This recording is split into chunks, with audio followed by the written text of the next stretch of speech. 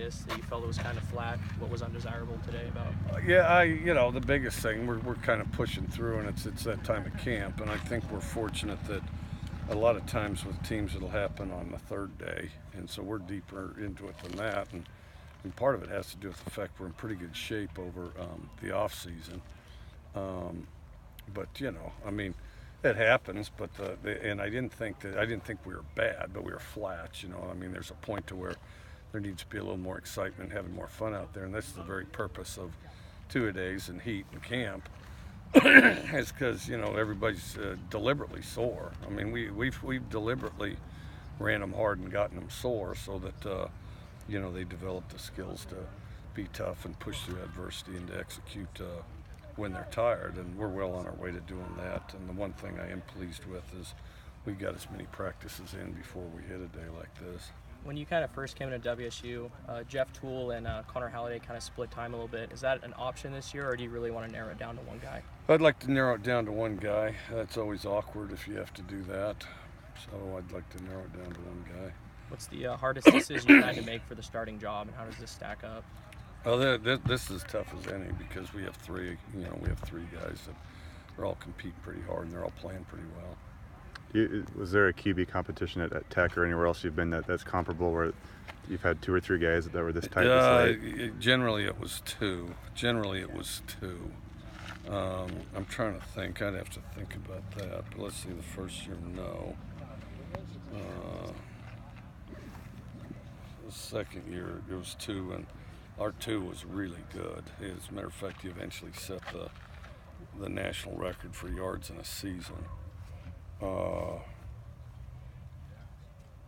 Then I ran into, let's see, maybe that time I had three of them that were pretty tight between Cumbie, Hodges, and Robert Johnson. Robert Johnson eventually played tight end. Caught the winning touchdown against A&M. It was awesome.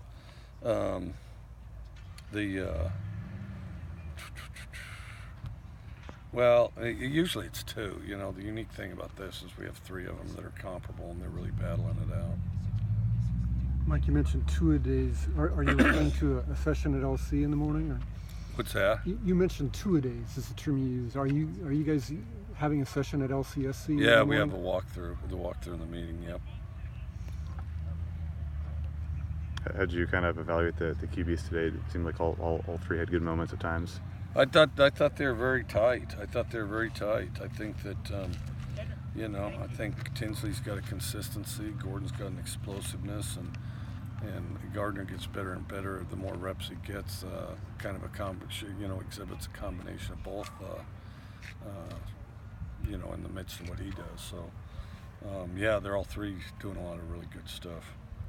Tay called Gordon a little bit more of a gunslinger than the other two. You see it that way as well? He has some explosives. He'll fire it down there. Sometimes he'll jeopardize the ball, but he'll get some big plays for sure.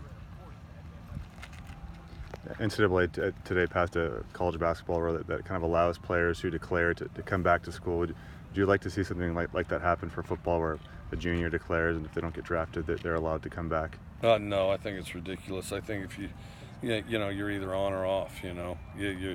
You're either committed to play college or you're committed to play in the professionally.